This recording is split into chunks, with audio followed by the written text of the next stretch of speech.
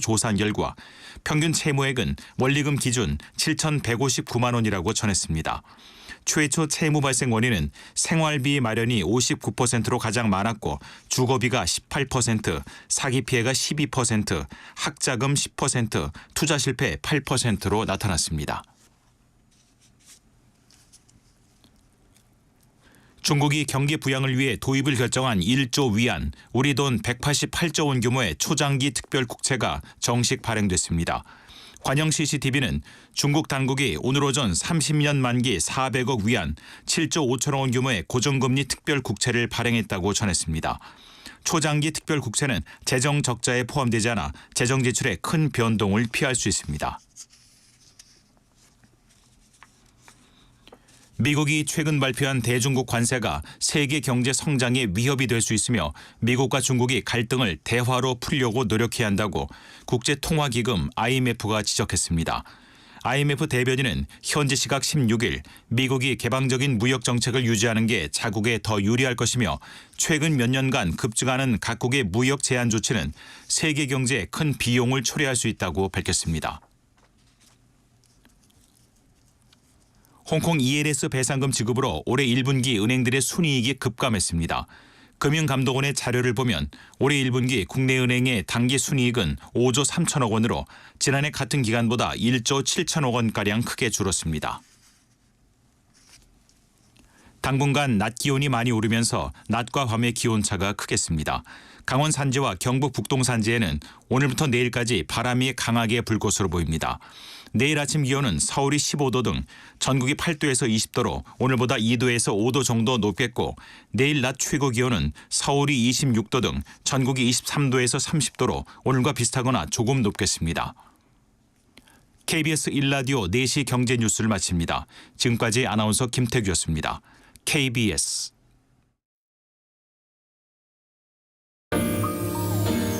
대한민국 중심 채널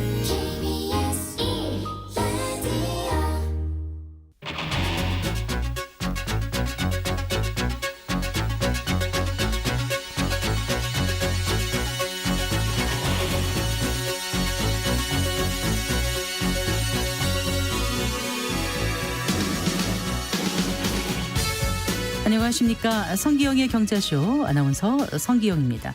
지난달 20일 역사상 네 번째 반감기를 맞았던 비트코인. 방향성을 잃는가 싶더니 20여일 만에 다시 9천만 원대에 진입했습니다. 이 반감기라는 것이 비트코인 탄생 때부터 예정됐던 이벤트라서 반감기 효과는 반감기가 거듭할수록 약화하고 있다는 분석이 나오고 있는데요. 반감기 이후 하반기까지 뚜렷한 상승 이벤트가 없는 상황에서 미국 대선을 주목해봐야 한다는 분석도 나오고 있습니다. 잠시 후 가상자산 시장 현황 짚어보고요. 앞으로의 전망도 해보겠습니다. 금융당국이 지난 13일 부동산 PF 정상화 대책을 발표했습니다. 사업성 평가 강화를 통해 PF 사업장의 옥석을 가리고 일부 부실 사업장의 재구조화와 정리를 신속히 추진하겠다는 것이 핵심인데요. 부동산 시장에 어떤 영향을 미칠지 살펴보겠습니다. 이 시간 유튜브로도 함께하겠습니다.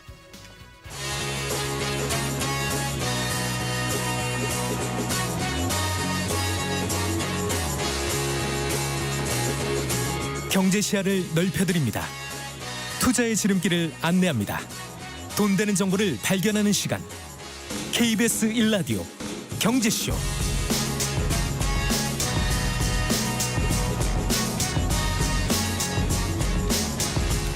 먼저 오늘의 주요 경제 뉴스부터 정리해드리겠습니다. 경제 뉴스 브리핑 손석구 경제평론가와 함께합니다. 어서 나오십시오. 네, 안녕하세요. 안녕하세요.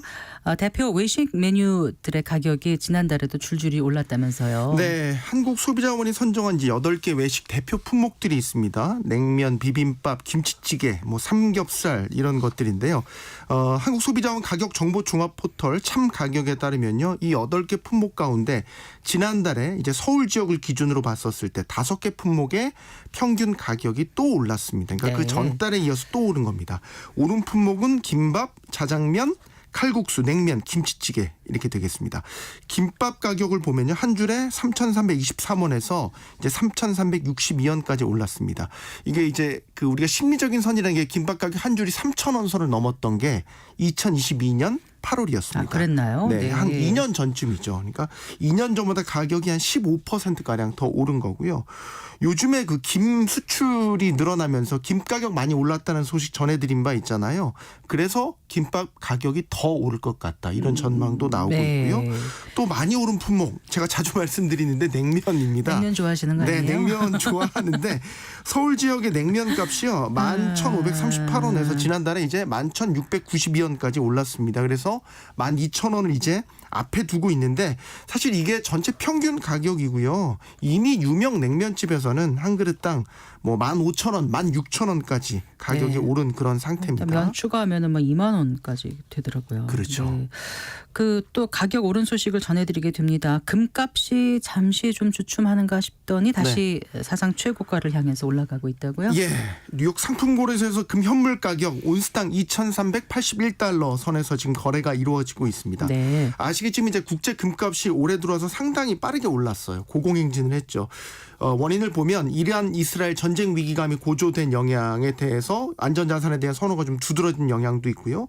중국과 인도 등에서 금 수요가 폭발적으로 일어난 점 네. 이런 것들이 복합적으로 작용하면서 특히 이제 최근 한 2달 사이에 한 20% 이상 가격이 단기에 확 올랐거든요. 그러면서 네. 2,400달러를 돌파를 했었습니다. 그렇다가 이제 이달 들어와서 가격 조정이 좀 나타났어요. 그러니까 이란 이스라엘 충돌 위기가 좀 완화가 됐죠. 또 금리 인하 네. 기대감이 좀 꺾인 영향도 있었고 또 단기에 너무 많이 가격이 올랐기 때문에 좀 가격 조정 이런 것들이 겹치면서 또 2,300달러 초반대까지 밀려났거든요. 그랬는데 이제 지난 주말에 미국 소비자 물가 CPI가 시장 예상보다 낮은 상승률을 기록하면서 네. 금리 인하 기대감이 살아났죠. 네. 그래서 지금 금값에 다시 불을 붙이고 있는 그런 양상입니다. 예. 금이 이제 미 국채와 함께 대표적인 안전자산으로 꼽히는데 일반적으로는 이제 금리의 흐름과 반대로 갑니다. 그러니까 금리 인하 기대감이 살아나면 금값은 다시 이제 오르는 이런 구조인 거죠. 네. 그래서 금값이 지금 2,381달러 선이지만 지금 추세대로라면 2,400달러 다시 넘을 것 같고요. 이걸 더 넘어서 사상 최고가까지도 지금 경신할 가능성이 높아 보입니다. 네. 지금 금 가격 상승세에 힘입어서요. 다른 귀금속, 은 현물 가격도 지난 15일 기준으로 장중 온스당 29.73달러. 그래서 3년 만에 최고가를 기록했습니다. 네. 요중에 그 금값이 워낙 많이 오르다 보니까 금 사기가 국내에서도 되게 열풍이에요. 소금족이란 신조어 아세요? 소 작을 소자. 네. 맞습니다. 네. 소규모로 금을 사 모으는 소금족이라는 게 요즘 뜨고 있어요. 그래서 이런 분들이 이제 금거래소보다는 편의점이나 이런 온라인 사이트를 통해서 금을 아주 소량만 네. 구매하시는 1g 많이 구매해봤자 한돈 이런 단위로 구매를 하시는 분들인데 상당수가 MZ세대, 우리 네. 젊은 세대라고 합니다. 그래서 한국조폐공사 최근 통계에 따르면 이런 1g 이하 저중량 골드바 판매량이 올해 1분기 보니까 지난 4분기 대비 무려 68%나 판매량이 증가를 했다고 합니다. 금 1g도 지금 상당히 비쌉니다. 10만 원 넘습니다. 한 돈이 3.75g이니까. 그렇죠. 1g도 지금 10만 원 넘는 그런 상태죠. 네. 산업 전반에 쓰이는 구리 가격도 지금 사상 최고치로 올라섰다면서요. 네. 미국 선물 시장에서 거래되는 구리 가격 사상 최고치로 치솟은 건데요. 뉴욕 상품거래소에서 3개월 선물 구리 가격 지난 15일 기준 파운드당 $5 넘었습니다. 네. 이걸 톤으로 환산하면 이제 11,000달러가 넘는 거고요. 최고 네. 가격입니다. 구리값은 역시 금과 마찬가지로 올해 들어서 가파른 상승세를 보였고 특히 지난주에 11% 이렇게 급등을 하면서 지금 가격 랠리가 굉장히 뜨겁거든요. 구리 가격 급등 원인도 살펴보면 복합적이긴 한데요. 일단 미 연준의 금리 인하 기대감이 회복되면서 네. 이게 이제 인플레이션에 대한 일종의 위험 회피 수단으로 투자 수요가 좀 많아진 면이 있고요. 경기 회복에 따른 구리 수요 증가 예상. 또 최근에 파나마 운하도 좀 운송량이 제한되고 미국 볼티모어에서 다리 붕괴됐다는 소식도 전해졌잖아요. 네네. 이런 것들이 이제 물류 문제 같은 것들이 일어나면서 구리 가격을 올리는 그런 원인으로 작용을 하고 있고요. 최근에는요 세계적인 전력망 투자 열풍이 불고 있습니다. 이거에 힘입어서 구리 수요가 폭발적으로 늘어날 것이란 전망이 구리 가격을 밀어 올리는 요인으로 작용하고 있습니다. 네. 그러니까 AI 인프라로서 데이터 센터 구축 붐이 일어나고 있고 이 데이터 센터를 감당할 많은 전력 수요가 필요하다는 전망. 네. 그래서 이를 위해서는 각종 노후화된 전력망을 새로 구축을 해야 되는데 네. 실제로 지금 미국을 중심으로 전력망 인프라 투자가 활발히 일어나고 있고요. 이 구리가 산업 곳곳에 들어간다고 말씀드렸잖아요. 그러니까 우리 전력망 구축에 필요한 전력 케이블 안에 구리 들어가고요. 네. 데이터 센터 구축하는 데도 이 구리가 다 들어갑니다. 그렇군요. 그러니까 지금 구리 가격 오르는 거는 전반적인 이런 전력망 AI 투자 붐도 기인하고 있다.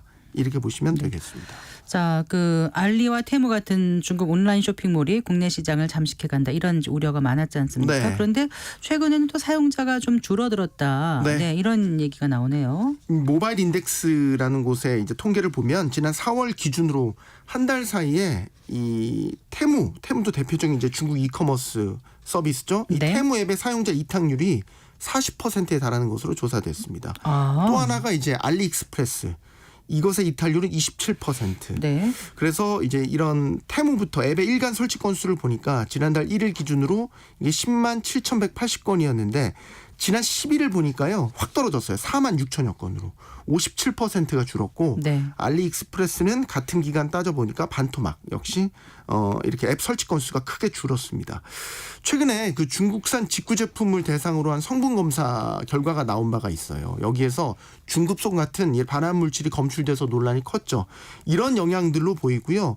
알리와 테무가 공격적인 광고 마케팅 또 파격적인 할인 행사로 국내 시장을 지금 빠르게 장악해 들어왔는데 네. 이번 발암 물질 검출 사태로 충격이 지금 적지 않을 것으로 보입니다. 그럼 어떤 물질 품목들에서 그 유해 물질이 검출된 거죠? 기존에 이제 소비자 단체에서 조사한 데도 나온 게 있었는데 최근에는 서울시가요. 중국 쇼핑 플랫폼 쉬인과 알리익스프레스에서 판매 중인 어린이용玩具, 학용품, 장신구 이런 것들 7개 제품의 안전성을 검사한 결과가 나왔어요. 네. 이 중에서 알리익스프레스에서 판매를 하는 어린이용 손목시계, 또 어린이용 머리띠 이 2개 제품에서 네. 발암 물질인 푸탈레이트계 가소제, 네. 그러니까 DEHP, DBP 이렇게 얘기를 하는데 이게 검출이 됐습니다. 장신구 그러니까 머리띠의 경우에는 기준치의 무려 270배에 너무한데요, 달하는 이거. 발암 네. 물질이 검출이 됐죠.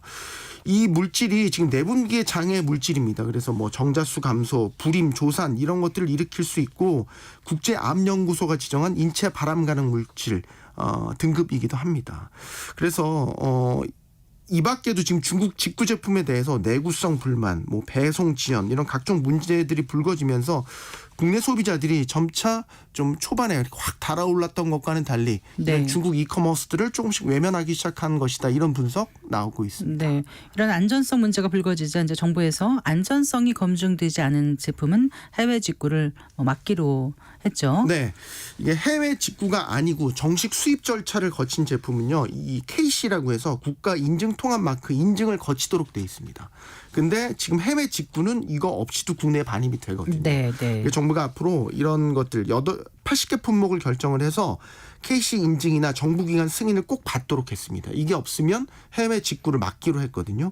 어떤 품목이냐 13세 이하 어린이가 사용하는 예를 들어 유모차, 장난감 이런 어린이용품 34개 품목, 네. 전기 온수매트 같은 전기 생활용품 34개 품목, 가습기, 소독, 보존제 같은 생활화학 제품 12개 품목이 여기에 해당되고요. 또 하나 주목해야 될 게 지금 해외 직구 제품의 면세 한도입니다. 네. 이건 아직 결정된 건 아닌데 검토를 하고 있어요. 현재 개인이 직접 쓸 목적으로 온라인 등을 통해서 구매한 해외 물품의 경우에는요. $150를 넘지 않으면 수입 신고 없이 관세 등을 면제받고 국내로 들여올 수 있어요.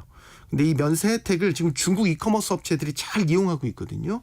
그래서 막대한 가격 경쟁력을 갖추는 주요 요인 중에 하나입니다. 네. 그래서 정부가 이 직구 면세 한도 조정을 지금 검토하기로 했어요. 즉 면세 한도를 $150보다 더 낮추는 이런 방안을 검토하는 거죠. 이게 왜 그랬냐면 국내 업체들 형평성 문제가 제기되고 있어요. 그러니까 국내에서 생산하는 이런 소액 물품들은 다 따져서 부가가치세를 다 내야 되거든요. 근데 해외 직구 물품들은 $150 미만이면 이런 것들을 다 면제받기 때문에 네. 이게 불공정한 가격 경쟁이다. 이런 문제 제기들이 계속해서 있어 왔어요. 비단 이게 우리나라 문제뿐만은 아니고요. 지금 미국에서도 이 면세 한도를 이용해서 중국 이커머스 업체들이 빠르게 지금 시장 점유율을 확대해 가고 있어서 지금 미국 정부에서도 면세 한도를 낮추는 방안을 검토하고 있는 것으로 알려지고 있습니다. 네, 잘 들었습니다. 네, 고맙습니다. 고맙습니다. 경제뉴스 브리핑 손서구 경제평론가와 함께했습니다.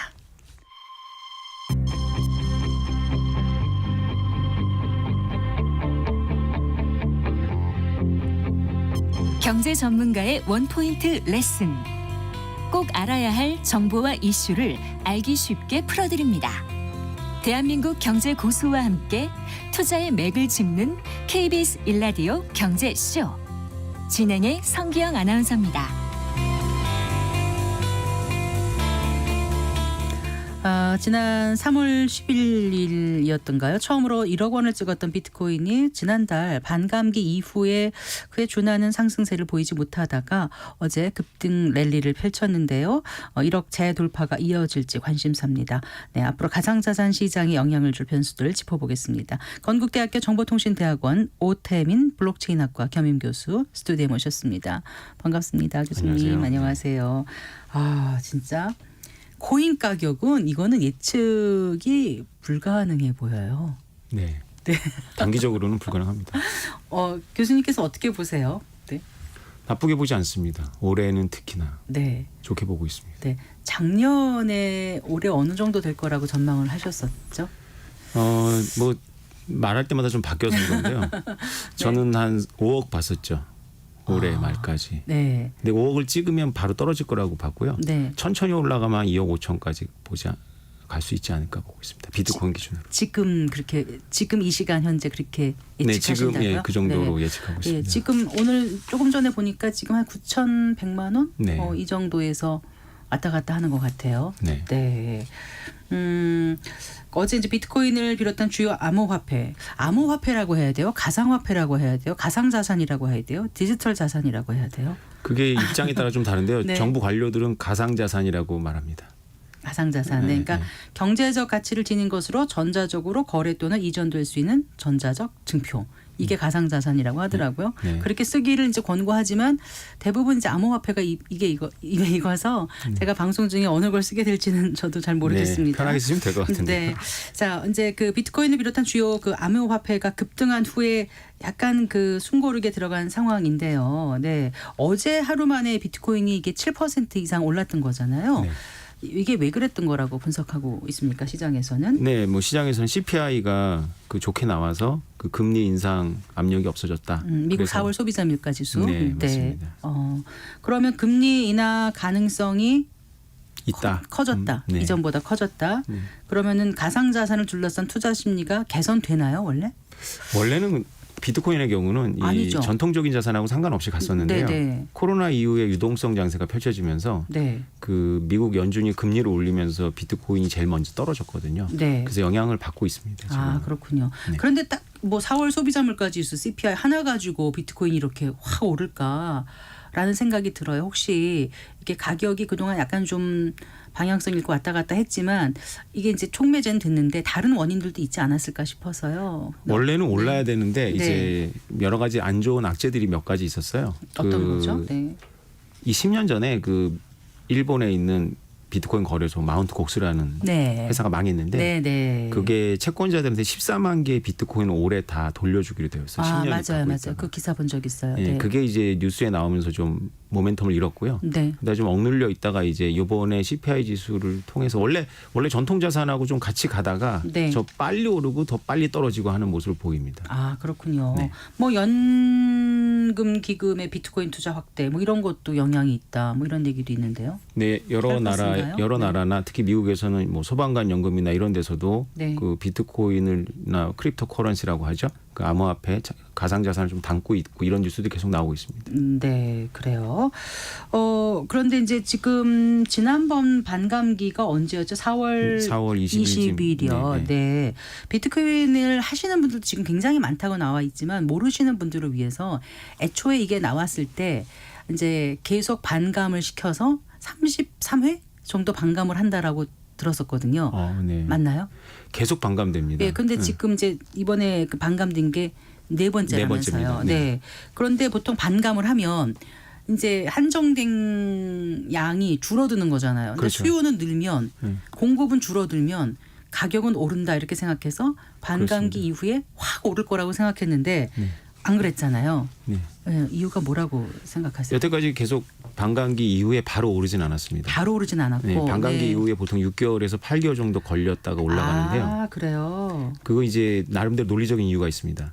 이게 비트코인 반감이라는 건 뭐냐면 채굴량이 반으로 줄어드는 건데요. 네, 네. 채굴자들은 비트코인으로 보상을 받거든요. 네. 근데 보상액이 반으로 줄어드니까 영세한 채굴자들이 망해요. 아, 그러니까 망하기 직전에 가지고 있는 비트코인 먼저 팝니다. 수익 실현해야 되니까. 그렇죠. 네. 그래서 그러다 버티다 못해서 망하면 네. 그분들의 손을 다 떠나면 이제 급등을 하거든요. 아, 그게 보통 6개월에서 6개월에서 8개월. 8개월 정도 걸렸습니다. 그런데 이게 비트코인 탄생 때부터 어차피 반감이 계속되다 어느 정도 한정량이 때 될 것이다. 그러니까 다 이미 아는 거다. 그렇죠. 예, 예정돼 있는 거다. 선반영돼서 그래서 그 반감기 거치면은 그렇게 오르는 건 아니다. 이거에 대해서는 맞는 얘기인가요? 틀린 맞습니다. 얘기인가요? 그러니까 네. 반감기 전에도 오르고요. 반감기 이후에도 오릅니다. 반감기 전에는 보통 2배에서 3배 오르고요. 네. 반감기 이후로는 한 20배 이상 올랐고 그랬습니다. 아, 그런가요? 네. 아, 그럼 반감기가 계속 회를 거듭할수록 반감기 효과가 약화될 것이라는 거에 대해서는 어떻게 생각하세요? 그렇습니다. 보통 우리가 스톡 플로우 모델이라고 하는데요. 스탑 투 플로어. 그렇죠. 네. 그러니까 전체 자량에서 그래서 유량으로 갈 유량의 때. 비중이 적잖아요, 지금. 네. 그러니까 이번 반감기를 통해서 비트코인은 그 생산량이 전체 양 중에 1% 미만으로 떨어졌습니다. 아. 금의 경우는 이제 채굴량이 전체 역사적인 그 총 양 중에 보통 1% 2% 사이거든요. 매년 증가하는 게. 네. 근데 비트코인은 드디어 이제 1% 미만으로 떨어졌거든요. 네. 그래서 이제 다음번 반감기에는 워낙에 적은 채굴량에서 반으로 줄어드니까 네. 그게 이제 전체 몸통을 흔들기에는 좀 비중이 작죠. 그래서 반감기 네. 효과는 좀 줄어들도록 여태까지도 줄어들어 왔습니다. 가상자산 분야의 벤처 캐피탈 자금 부족도 영향이 있다. 이런 거는 어떻습니까? 좀 지금 비트코인을 직접 투자하고 네. 옛날처럼 이제 블록체인이라는 말에 예. 쉽게 현혹을 안 하니까 예. 그 벤처 투자가 좀 주춤하는 거죠. 아, 네. 그리고 이제 채굴 난이도가 높아지면서 채굴자들이 보다 높은 수익을 기대하는 AI 시장으로 옮겨간다. 이런 얘기도 뭐 들리더라고요. 그 반도체를 쓰거든요. 그러니까 비트코인 채굴할 때, 채굴할 때, 네. 아주 성능 좋은 그 반도체를 사용해서 씁니다. 네. 근데 이제 그게 원래는 이제 게임 같은 데 쓰던 그래픽 카드를 쓰다가 네. 비트코인 경우는 이제 아식이라 그래가지고 주문형 반도체를 쓰는데 그 단가가 올라가잖아요. 네. 그러니까 이제 채굴자들이 채굴 생산성이 안 맞으면 그거를 이제 폐품으로 내다 팔면 다른 용도로 쓸 수는 있죠. 근데 그것이 네. 뭐 첨단 AI 쓰는 건 아닌 것 같고 네. 아마도 그것은 이제 생산단에서 이제 가격으로 밸런스가 맞춰지겠죠. 네. 그리고요, 그 홍콩 가상자산 현물 ETF 거래가 이제 지난달 본격적으로 시작되면서 중국 기관 자금의 유입으로 이제 급등하지 않을까 이렇게 기대를 했었는데 시장의 반응은 또 그렇게 나오지는 않았던 거죠, 교수님? 그렇습니다. 왜 그랬을까요? 저도 기대를 많이 해가지고 기대하셨었어요? 바로 뉴스 나오자면 샀는데 얼마 사셨는지는 여쭤보지 못하고 하여간 사셨어요? 네, 특히 이더리움 ETF가 승인됐거든요. 아, 홍콩에서. 맞아요. 네. 그래서 이더리움 막 샀는데 이더리움 아주 많이 떨어졌습니다. 그 여러 가지 이유가 있는데요. 일단 중국 자금이 유입되는 걸 막아놨어요, 제도적으로. 그러니까 지금. 원래는 승인될 당시에 중국 본토 투자자들의 거래가 될 줄 알았는데 그거를 막아서 네. 예, 그러니까 비교적 안 들어오고 있는 거죠. 네. 원래 막을 건 예상했지만 네. 그 막더라도 여러 가지 방법으로 들어올 거라고 생각했거든요. 네. 근데 미국 비트코인 ETF가 몇 달 만에 120억 달러 이상 자금이 유입됐는데 네. 지금 홍콩에 언제 그때 현물 ETF 승인됐을 1월 때 이후로요. 1월에 지금까지 120억 달러 이상 유입이 됐습니다. 그런데 홍콩은 뭐 몇 주 안 됐지만 네. 지금 2천만 달러 조금 넘게 유입이 됐으니까 비교가 안 될 네. 정도로 시장이 작죠. 저도 조사를 해봤는데 그 1월에 그 현물 ETF 미국에서 승인됐을 때는 하루 만에 유입 금액이 6억 달러였는데 네, 그렇습니다. 홍콩 같은 경우는 일주일 동안 2,250만 달러에 그쳤다. 그래서 좀 뭔가 좀 생각보다는 지지부진하다 이런데 교수님 전문가신데 역시 맞추는 거는 신의 영역인가 봅니다. 근데 저는 좋게 봅니다. 결국은 들어올 거라고 보고 있어요. 중국 자금이. 네. 중국 자금 언제쯤요? 그거를 이제 봐야 되겠지만 제가 관심 있게 보고 있는 건 지금 중국에서 금을 엄청나게 사들이고 있거든요. 그 네. 금값을 계속 올리고 있는데 비트코인을 거래를 중국에서 금지해 놓지 않았다면 아마 이 자금 중에 상당 부분은 비트코인으로 갔을 거예요. 그랬겠죠. 네. 네. 그래요. 자, 이런 가운데 지금 이제 미국 증권거래위원회 SEC라고 하잖아요. 거기에서 이더리움의 그 현물 ETF 승인 여부가 이제 며칠 앞으로 나가온 거죠. 네. 일단 어떻게 될 거로 예측하세요, 교수님?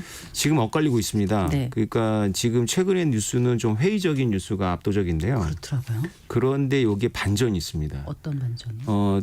폴리티코라는 정치 잡지가 네, 있거든요. 네. 거기서 이제 나온 거에 의하면 지금 민주당 정부하고 게리 겐슬러 SEC 의장이 네. 그 트럼프가 이 암호화폐를 정치 쟁점화하는 거를 이제 알고 있기 때문에 네. 정치 쟁점에서 없애려고 하거든요. 아. 트럼프가 얼마 전 유세에서 게리 겐슬러 SEC 의장은 암호화폐에 반대해. 반대해. 그러니까 나를 찍어 이렇게 얘기를 했는데 네. 이더리움 만약에 ETF를 승인해 버리면 네. 그 쟁점이 하나 없어지거든요. 그럼 정치적인 목적으로 지금 승인을 하려는 거예요. 할 수도 있다는 거죠. 왜냐하면 원래 그럼 이거는 민주당하고 지금 게리 겐슬러는 어차피 민주당에서 된 네, 거니까 네. 같이 가는 거죠. 회의를 같이 하게 되면 그런 수 있다는 거죠. 수 있다는 거죠. 네. 근데 이거는 이제 폴리티코에서 나온 거고 그 전에는 시장의 지배적인 거는 좀 부정적이었다는 거죠. 네, 부정적인 뉴스가 또 나와서 네. 오늘 마침 또 달러 기준 3,000달러 미만으로 떨어졌어요, 이더리움이. 그 시장은 좀 부정적으로 보고 있는 교수님 거예요. 사실 때 얼마에 사셨다고요? 저는 한국 돈으로 480만 원을 샀습니다. 네, 지금 얼마죠? 지금 400만 원 초. 400만 원, 예. 409만 원 뭐 이런 거 네. 같더라고요. 네, 그래요. 자, 게리 겐슬러는 그럼 가상 자산의 부정적인 게 이제 왜 그런지는 그 개인의 신념이나 생각인 거겠죠? 뭐 개인의 생각보다는 그 네. 당의 어떤 입장인데요. 네. 전통적으로 미국의 민주당은 네. 그 암호화폐에 대해서 부정적이고 예. 그 이유는 우리와도 관련이 있습니다. 우리와? 예, 우리와 관련이 있어요. 무슨 말씀이세요? 북한 때문인데요. 네. 그 민주당의 핵심들은 계속 암호화폐가 네. 가상자산이 북한의 미사일 자금으로 쓰인다는 이야기를 계속 공식적으로 하고 있습니다. 네. 네, 그래서 아마 게리 겐슬러가 2023년에 재판에서 지지 않았다라면 네. 아마도 비트코인 현물 ETF도 승인하지 않았을 거예요. 그러니까 재판에서 졌다는 게 무슨 말씀이세요? 작년에 이제 ETF 신청을 했다 떨어진 그레이스케일이라는 회사가 네. 증권거래위원회를 상대로 소송을 했는데 아. 법원에서 이제 그 SEC 손을 안 들어주고 네. 그 회사의 손을 들어줬어요. 아, 그렇군요. 네. 그런 이슈가 또 여기 있었네요. 네, 그건 네. 몰랐습니다. 네. 어쨌든 이더리움은 비트코인 대비 약세를 보이고 있는 거죠. 네. 올해만 비트코인 대비해서 20% 이상 떨어졌습니다. 이더리움의 가격이. 왜 그렇게 생각하세요? 왜 그렇게 됐다고 생각하세요? 근데 이거는 네. 뭐 지금만 있는 현상은 아니고요. 원래 비트코인이 반감기고 이더리움은 그게 아니거든요. 그러니까 이 4년 주기로 오는 크립토 장세가 네. 비트코인이 주도를 해요. 네. 그러면 이더리움이 떨어졌다기보다는 비트코인이 상대적으로 빨리 오른 거고요. 올랐다. 네. 그만큼 이더리움이 안 오른 거죠. 그런데 이게 역전이 됩니다. 이더리움이 이제 따라잡으면서 네. 그 좀 약간 이제 광적인 시장으로 가는 거죠. 막 민코인도 나오고 막 민코인 맞아요. 여러 알트코인 나오고. 근데 지금 현물 이더리움 상장지수 펀드 출시가 불확실해서 이랬지만 만약에 이게 아까 말씀하신 폴리티코 얘기처럼 된다라면 이거 갑자기 불짝 만나는 거 아니에요? 그렇죠. 갑자기 오를 것 같은데요. 네. 혹시 솔라나 같은 이더리움 대체 블록체인 성장 이게 또 이더리움의 성과에 또 영향을 미친 건 아닐까요? 맞습니다. 그러니까 이더리움은 비트코인과 달리 기술을 지향했기 때문에 네. 비트코인은 기술을 지향하지 않았거든요. 근데 네. 이더리움은 기술을 지향했기 때문에 숙명적으로 네. 더 나은 기술에 의해 가지고 계속 도전을 받고 있죠. 대표적인 게 솔라나 뭐 에이다 이렇습니다. 네. 자, 그러면 이제 이 얘기를 좀 여쭤보고 싶어요. 그 반감기 효과는 일단 미미하게 지나갔거든요. 하지만 비트코인 등 암호화폐 상승을 이끌 이슈는 미국의 대선이다. 이런 얘기가 나오는데 이 얘기를 좀 풀어봐 주세요. 네, 비트코인 반감기가 4년마다 있으니까요. 네. 묘하게 미국 대선하고 겹칩니다. 아, 그러네요. 그렇습니다. 네. 그래서 비트코인 반감기가 있고 나서 미국 대선이 되면 미국 네. 대선이 최근에 몇 번 다 혼란했어요.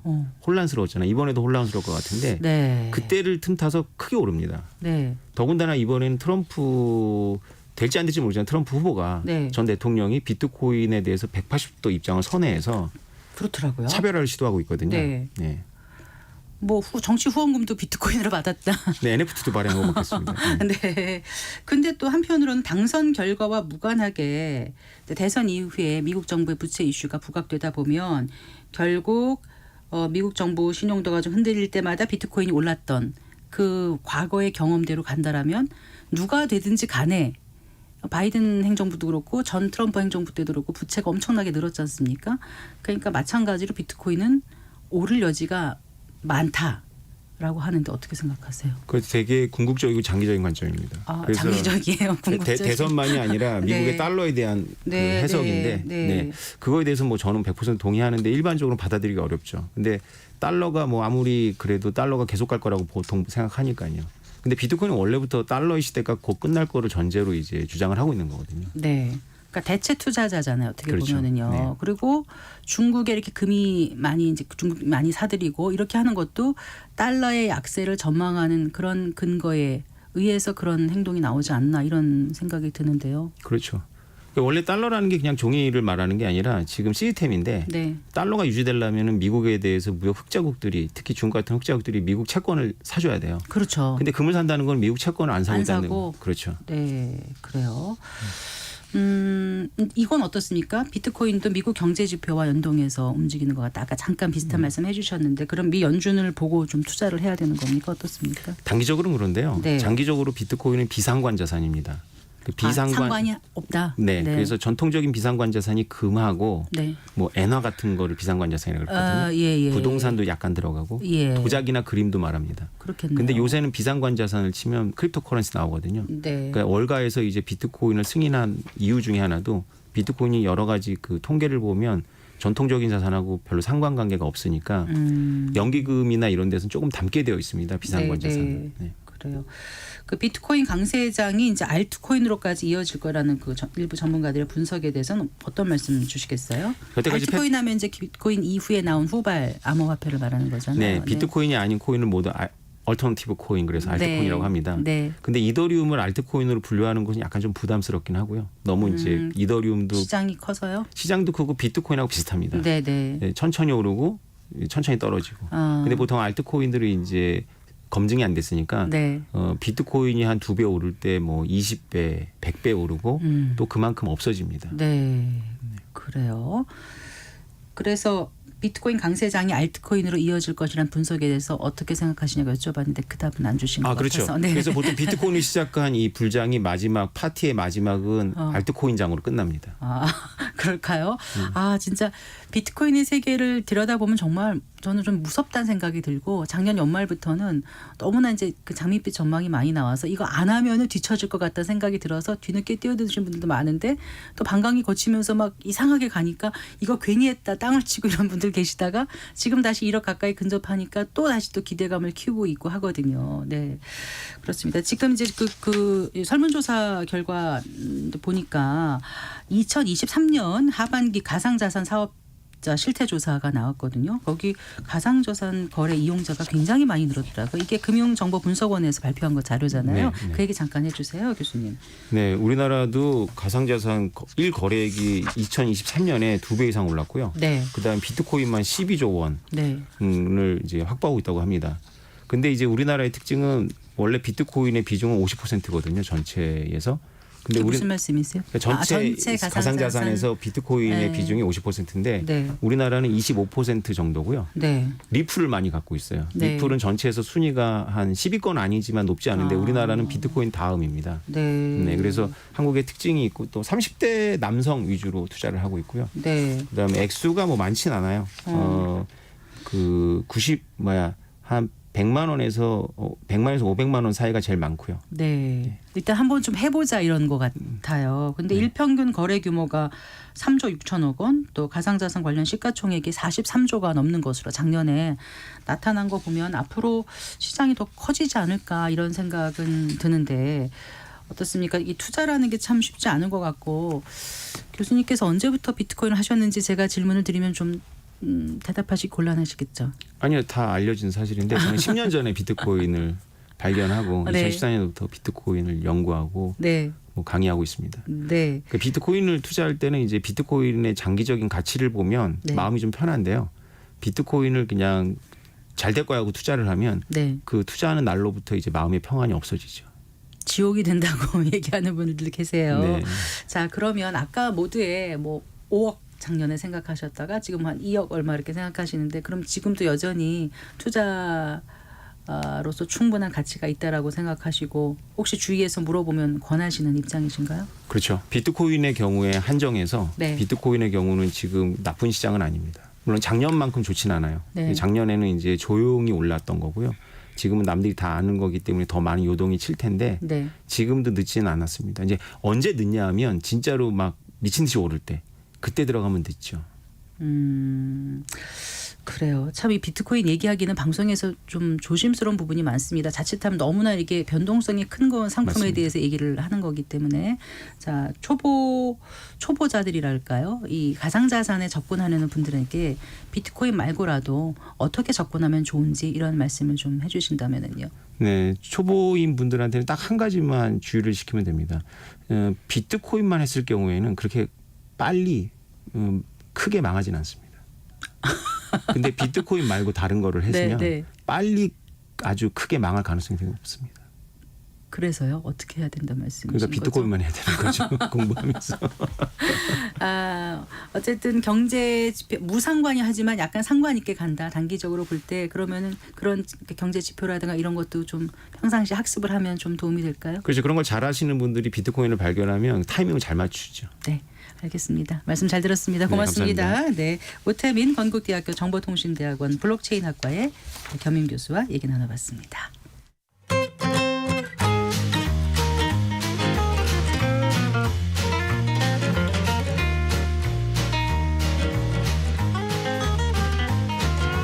경제 맛집 투자 핫플. 지금은 돈 벌기 딱 좋은 시간. KBS 1라디오 경제쇼.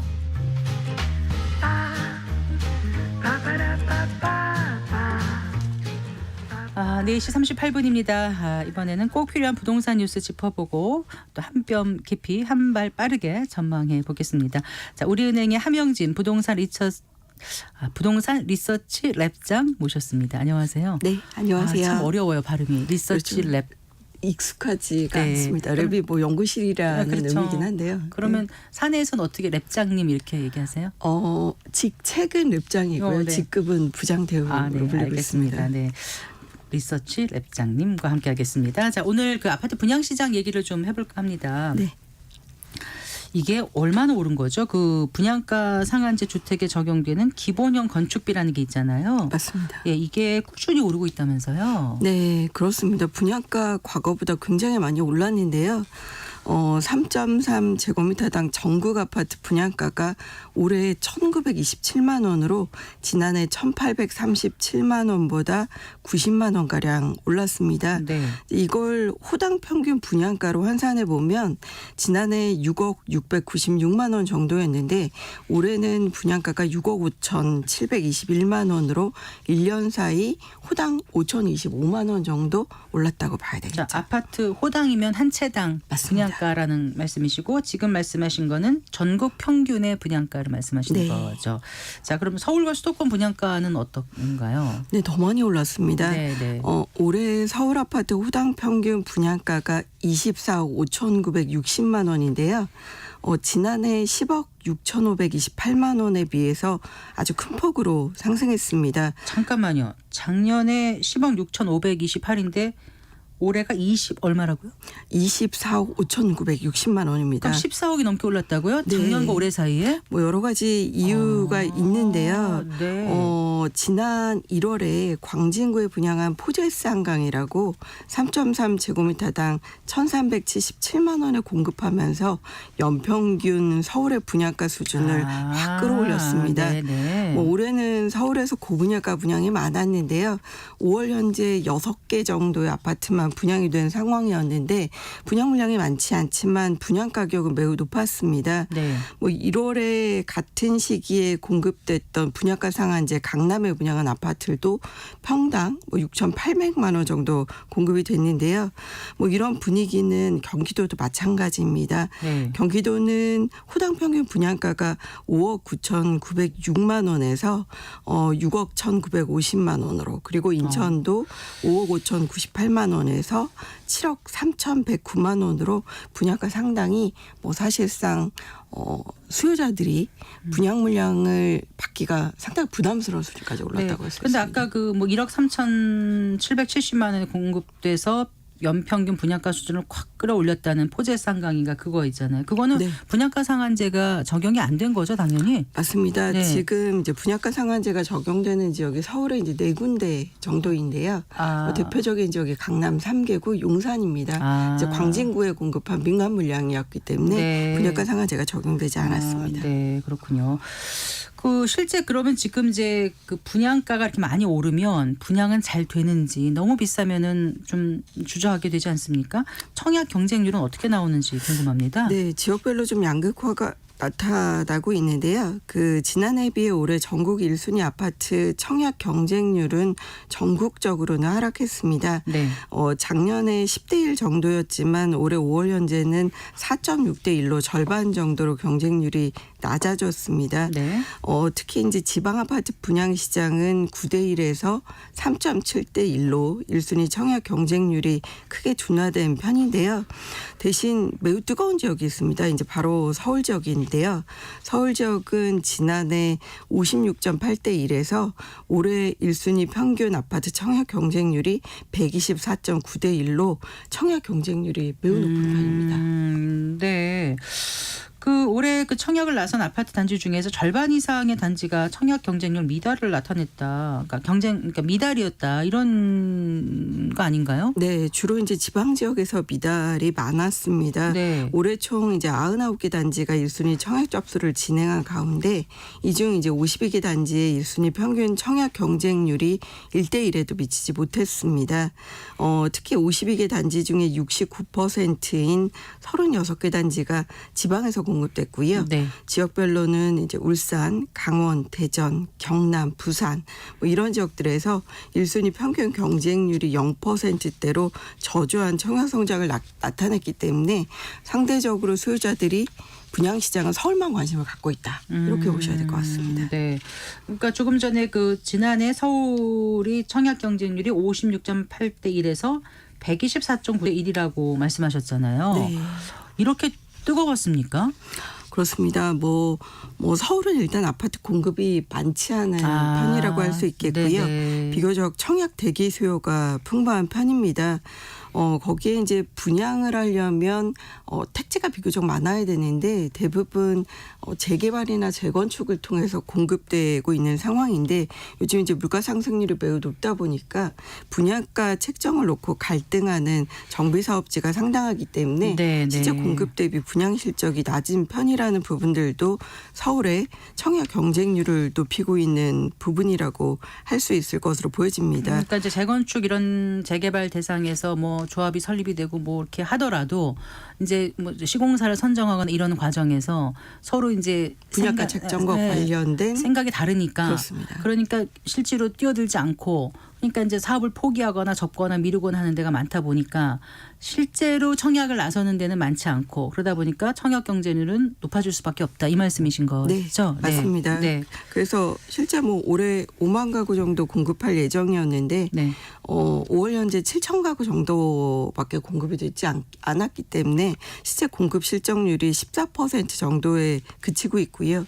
뭐 이러다 보니까 분양가 부담은 상당하지만 경쟁률이 높게 나타나고 있고 네. 거기에 요즘 서울의 전세 가격 인상이 꾸준한 편입니다. 그렇다면서요. 그리고 입주 5년 내 새 아파트가 좀 부족한 편이고요. 네. 그리고 4월 들어서 기존 주택 시장도 플러스 변동률로 회복세를 타고 있기 때문에 이런 부분들이 서울 청약 시장을 달구는 요인이 되고 있습니다. 잠깐 이미 말씀이 나왔습니다마는 아파트 분양 물량이 좀 많지 않다 이런 지적들이 계속 있더라고요. 네. 주요 지역에서. 그 5월 현재 전국 아파트 분양 물량의 계획 대비 공급 실적은 뭐 30%가 채 되지 않는 상황입니다. 전국적으로도 적은 편이군요. 네. 연초 계획한 물량이 이제 33만 5,822세대 정도였다면 실제 기분양된 물량은 9만 2,954세대 정도로 이제 분양의 공급 진도율이 저조한 편인데요. 네. 뭐 5월 현재 한 해 공급 일정이 반기를 향해 가지만 연간 아파트 분양 계획 중에 실제 청약에 나선 물량이 이제 3분의 1에도 미치지 못하고 있는 상황입니다. 뭐 이 외에도 뭐 고금리라든지 PF 대출 냉각, 이제 이제 원자재 가격 인상, 또 지방의 미분양 적체, 뭐 여러 문제들이 겹쳐지면서 분양의 진도율을 좀 낮추고 있는 이슈가 되고 있는데요. 네. 뭐 조만간 여름 분양 비수기가 도래할 예정이기 때문에 뭐 지역 내 청약 대기 수요가 일정 부분 있더라도 뭐 이런저런 요인들 때문에 아주 시원스러운 뭐 아파트 공급을 단기에 기대하기는 제한적이라고 보여집니다. 미분양 적체라고 말씀하셨잖아요. 그 분양이 잘 안 될 것 같으면 또 계속 공급하기는 좀 어려울 거 아닙니까? 네. 그럴 수도 있습니다. 그래서 네. 대구 같은 일부 지역에서는 미분양이 8,000호 이상 쌓여 있기 때문에 네. 인허가를 해주지 않는 지역들도 있습니다. 아, 그래요. 네. 원래 그 여름이 분양 비수기인가요? 맞습니다. 아, 그렇군요. 네. 그러면 서울 외에도 아파트 분양 공급 그 진도율이 낮은 지역들은 또 어디입니까? 이제 서울 외에는 이제 경기도, 경남, 충북, 부산, 대구, 뭐 세종 같은 지역이 있고요.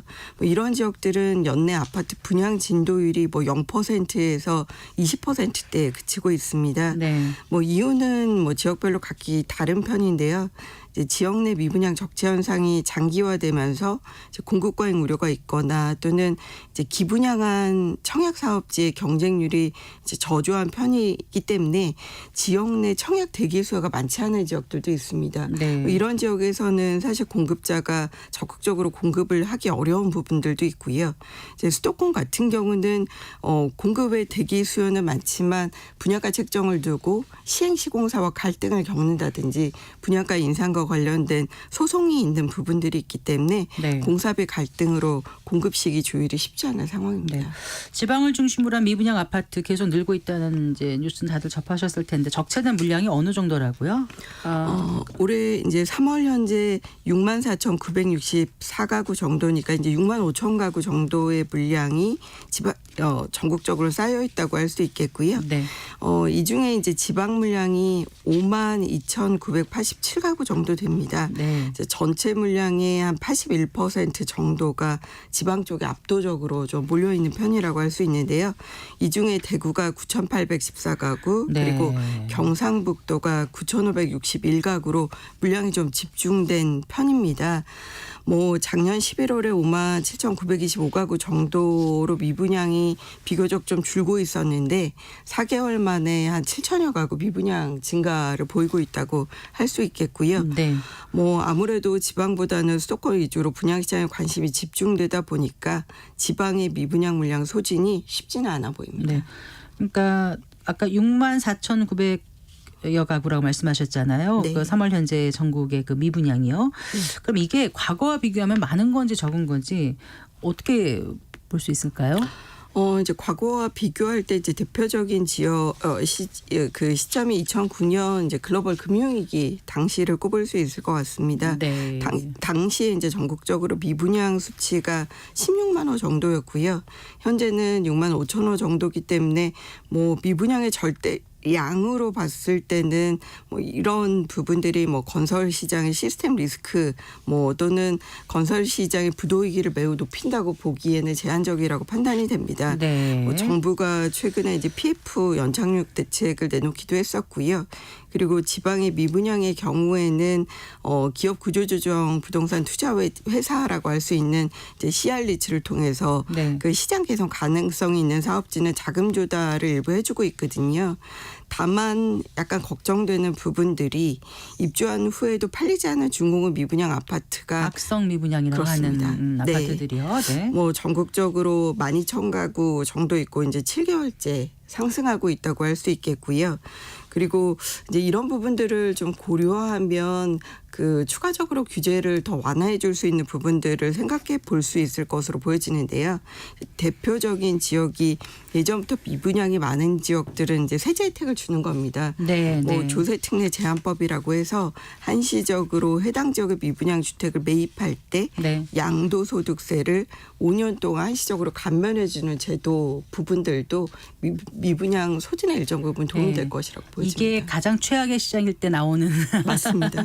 제도라서 이걸 잘 활용하신 분들은 나중에 많이 좀 시세 차익 보시기도 하죠. 그렇다고 네. 들었습니다. 네. 아까 잠깐 그 PF 연착륙 대책 말씀하셨는데 지난 13일이었던 것 같아요. 230조 정도 규모인가요? 그 정부의 그 부동산 PF 대출 옥석 가리기 대책이 나왔는데 내용 좀 잠깐 살펴보고 앞으로 시장에 어떤 영향을 미칠지에 대해서 좀 전망을 해봤으면 합니다. 네, 그 금융위원회와 금융감독원이 지난 13일에 이제 관계기관 합동으로 부동산 PF의 질서 있는 연착륙을 위한 향후 정책 방향을 발표했습니다. 네. 바로 이제 PF 연착륙 방향인데요. 230조 원 정도의 부동산 프로젝트 파이낸싱 시장 연착륙을 도모하기 위해서 금융당국이 사업성 평가 기준을 강화하고 또 구조조정 속도를 높인다는 것이 주 내용이라고 할 수 있겠습니다. 네, 네. 일단 사업성을 평가할 필요가 있는데요. 그 기존의 PF 사업장의 사업성을 평가할 때 뭐 현재 3단계에서 그 사업성 평가를 4단계로 세분화하고요. 네. 그리고 사업성이 가장 낮은 그 4단계 사업장에 대해서는 경공매 절차를 추진할 예정에 있습니다. 네. 그리고 은행이나 보험업권 위주로 PF 구조조정을 위해서 일종의 이제 자금 지원이라고 할 수 있겠죠. 최대 5조 원 규모의 이제 공동 대출을 해주는 신디케이트론을 통해서 네. 자금 지원을 해줄 예정이 있고요. 네. 이 외에도 1조 원대 캠코 펀드를 통해서 아. 우선 매수권을 도입해서 자금의 집행력을 높일 예정인데요. 기존에 이제 브릿지론에서 본 PF 넘어가는 사업장들이 많아질 수 있고 네. 또 양질의 사업장들은 자금 조달을 받을 수 있도록 일종의 옥석 고르기를 한다고 보시면 될 것 같습니다. 킹코 하면은 자산관리공사 그 말씀하시는 맞습니다. 건가요? 네. 자, 그러면 이 대책이 어떻게 효과가 있을 거라고 보시는지 그 얘기도 좀 덧붙여 주실까요? 저는 이제 6월 이후부터 단기적으로는 좀 지켜보긴 해야 되겠지만 중장기적으로는 효과가 있을 것으로 보여집니다. 네. 2022년이죠. 그때 하반기부터 이제 그 PF 대출에 대한 유동성 지원 프로그램이 이제 4차례나 발표됐지만 사실 구조조정이 제대로 되지 않은 상황이었습니다. 네. 근데 네. 이번에 보다 명확한 사업의 재구조와 그리고 이제 속도감 있는 연착륙이 필요했다는 점에서는 이제 이번 PF 대책에 상당히 구체적인 방안들을 담은 것으로 분석이 되고요. 네. 그리고 평가 등급의 세분화, 그리고 평가 등급의 구체화, 네. 이런 부분들이 이제 PF 사업성 평가 기준에 개선이 됐기 때문에 비교적 이제 민간 금융회사의 명확한 구조조정의 가이드라인을 줬다고 보여집니다. 네. 이런 부분들이 되게 되면은 장기적으로 부실 자산 그리고 재구조화가 되면서 뭐 비교적 PF 사업장에 돈이 필요한 곳에서는 옥석 고르기가 될 것으로 보여집니다. 네.